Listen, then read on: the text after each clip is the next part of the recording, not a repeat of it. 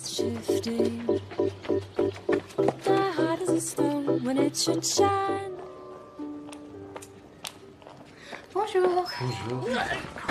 Okay, ready? One, two,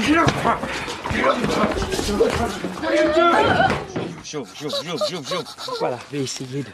Ça vous fait mal là? Oh là là. Ah là là. Écoute, je suis heureuse avec toi.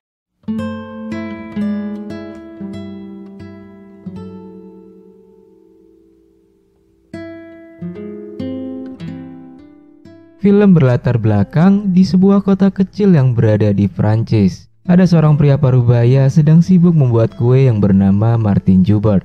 Ia juga memiliki toko roti yang cukup terkenal di sana dan dikelola bersama istrinya. Di suatu pagi, ia melihat tetangganya yang bernama Charlie sedang membakar barang-barang peninggalan istrinya yang sudah meninggal. Melihat itu, Martin turut sedih karena dulunya Martin sangat dekat dengan mereka termasuk istrinya. Di saat itu juga Martin mengambil buku diari milik istri tetangganya itu dan membacanya. Kemudian adegan berpindah ke 1 tahun yang lalu yang dimana Charlie baru saja menikah dengan istrinya yang bernama Gemma. Dan mereka memutuskan pindah dari London ke kota kecil itu. Gemma dan Charlie adalah seorang seniman yang cukup lama tinggal di Inggris. Sampai pada akhirnya Gemma mengajak suaminya untuk pindah dari kota agar lebih tenang jauh dari hiruk-pikuk manusia. Di suatu hari Gemma dan suaminya telah tiba dan kebetulan bertetangga dengan Martin. Dan saat itu anjing milik Martin berlari mendatangi anjing milik Gemma yang saat itu mereka baru saja tiba di rumah baru mereka. Di situ Martin memperkenalkan dirinya bahwa ia adalah tetangganya dan berkata jika mereka butuh bantuan Martin siap membantu jika dia bisa. Tampaknya dengan kehadiran tetangga barunya itu Martin terlihat senang karena sudah lama mereka tidak memiliki tetangga dekat. Di keesokan harinya Gemma dan Charlie datang ke toko kue milik Martin. Dari cara Gemma mencium roti dan memakannya, membuat Martin terus memandangi Gemma dan berfantasi liar. Tak lama kemudian datang seorang wanita bernama Wizzy. Mereka mengobrol dan berkenalan yang ternyata rumahnya tak jauh dari rumah mereka. Hi. I'm Charlie. No. This is Gemma. It's organic. Sorry for interrupting. No. Setelah itu hubungan sosial antara Martin dan Gemma semakin dekat. Di suatu pagi Martin tak sengaja bertemu dengan Gemma di jalan yang sedang membawa buket bunga. Sambil mengobrol mereka melanjutkan perjalanan bersama. Dan sesekali Martin berkata-kata dengan bahasa Prancis. Martin mulai kelepek-kelepek kepada Gemma pada saat Gemma tersenyum melambaikan tangan kepadanya. Seketika jantungnya pun berdebar kencang.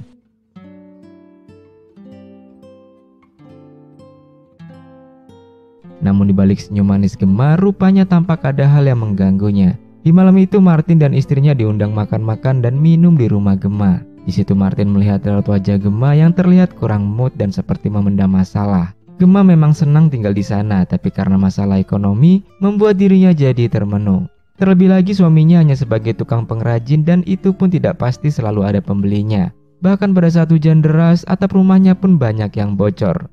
Melihat itu, Martin turut prihatin dan mencoba membuat Gemma bahagia. Dia mengajak Gemma ke toko rotinya dan mengajarkannya cara membuat roti yang benar. Dan cara itu pun lumayan berhasil, tapi lagi-lagi fantasi Martin kembali muncul pada saat itu. Il fait chaud ici.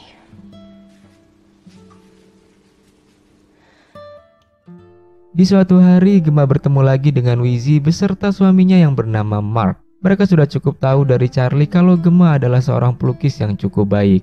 Dan ia meminta Gemma untuk melukis dinding rumah mereka agar lebih terlihat cantik dan artistik. Dan tentunya Gemma akan mendapat bayaran. Oh, perfect. Versace style. Very... Makin hari kecantikan Gemma semakin terpancar. Hal itu diungkapkan Martin pada saat bertemu Gemma di hari selanjutnya. Dan Gemma juga bercerita kalau ia saat ini lebih sering makan roti yang rendah kalori, sehingga berat badannya akan selalu terjaga. Saat mereka selesai mengobrol, tiba-tiba Gemma disengat lebah di punggungnya. Ia tampak kesakitan dan panik karena ia tidak bisa menjangkau area tersebut. Jadi ia minta tolong Martin untuk mengambil lebah yang masih berada di dalam bajunya. Mau tak mau, Martin harus mengambil lebah itu dan membuka baju Gemma. Saat lebah itu berhasil diambil, ia juga harus mengeluarkan racunnya dengan cara menyedotnya supaya tidak berakibat fatal. Tetapi aksinya itu dilihat oleh pria yang bernama Herve. Ia mengira kalau Martin sedang bermantapan dengan seorang wanita. Namun tak lama dari itu, Gemma langsung jatuh dan pingsan akibat sengatan lebah. Dengan cepat mereka langsung membawanya ke rumah sakit terdekat. Setelah selesai mereka kembali pulang, namun Gemma masih terlihat lemas sehingga dia tidak sadar kalau ia bersandar di pundak Martin, sehingga membuat Martin menang banyak.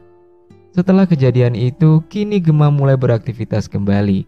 Dia izin dengan suaminya untuk berbelanja dan tak sengaja Martin melihat Gemma ada di depan tokonya. Tak lama kemudian ia dihampiri oleh Herve dan di situ ia menanyakan keadaan Gemma. Dan Gemma juga berterima kasih kepada Herve karena sudah menolongnya tempo hari lalu. Martin yang melihat Herve mulai mendekati Gemma pada saat itu, ia yakin kalau Herve hanya ingin mengajak Gemma bobo bareng saja. Karena Herve ini adalah orang yang munafik dan suka modusin cewek cuy. Besoknya pada saat di minimarket dengan tak sengaja mereka bertemu kembali dan Herve mengajak Gemma mampir ke rumahnya untuk minum bersama. Saat Martin di jalan tak sengaja ia melihat mobil Gemma yang melintas. Lalu ia mengikutinya dan ternyata dugaannya terhadap mereka itu tidak meleset. Sampai pada akhirnya mobil Gemma berbelok menuju ke rumah Herve. Dan sudah bisa ditebak pastinya mereka bakal main senam maju mundur di dalam sana. Bisa dipastikan Gemma telah main gila di belakang Charlie. Hal itu diperkuat dengan Martin melihat leher Gemma yang merah karena bekas ikan cupang. Di suatu hari, Martin tak sengaja mendengar percakapan Herve dengan kekasihnya yang berada di luar kota. Martin sudah yakin bahwa hal ini bakal terjadi. Herve bukanlah orang yang baik, ia hanya ingin sekedar senang-senang saja dengan Gemma dan tak lebih. Tapi Martin tidak bisa berbuat banyak karena kalau ia memberitahukan hal itu kepada Gemma, pastinya ia akan dimarahi karena sudah ikut campur urusannya. Makin hari hubungan gelap antara Herve dan Gemma semakin brutal. Di setiap hari, mereka sangat sering melakukan kegiatan permantapan duniawi. Bahkan tak segan-segan, mereka berani main kuda lumping di rumah Gemma pada saat suaminya sedang pergi ke London karena ada urusan. Hingga suatu hari, pada saat Gemma kembali ke rumah Herve, mereka tak sengaja menjatuhkan patung yang sangat berharga milik ibunya Herve. Gemma berkata itu bisa diperbaiki oleh suaminya, jadi tidak perlu khawatir. Beberapa hari kemudian, Gemma mendapat banyak surat tagihan, tapi salah satunya adalah sebuah surat yang ditujukan untuknya. Surat itu bertuliskan kalau Herve tidak bisa lagi melanjutkan hubungan mereka berdua, karena dirinya akan pergi ke luar negeri. Lantas hal itu membuatnya jadi panik. Kemudian Gemma menelpon Herve namun tidak diangkat. Namun tiba-tiba ada sebuah SMS muncul dari Herve dan mengatakan kalau ia tidak bisa menunggunya lagi dan meminta maaf. Dan kebetulan Herve kedatangan ibunya yang sedang marah-marah kepadanya karena kuliahnya belum juga selesai. Kemarahan ibunya Herve bertambah karena ia tidak melihat patung kesayangannya. Herve berdalih kalau patung itu sedang diperbaiki di tempat seseorang karena ada lecet kecil. Yang tak lain orang itu adalah Charlie. Tentunya ibunya itu tidak mudah percaya. Kemudian ibunya itu langsung mendatangi rumah Charlie dan bertanya tentang patung tersebut. Tapi Charlie tidak mengerti apa yang dikatakan ibunya. Bahkan ia juga tidak mengenali Herve. Charlie tidak pernah menerima patung tersebut. Ibunya yang kesal kemudian membawa Herve pergi dari sana.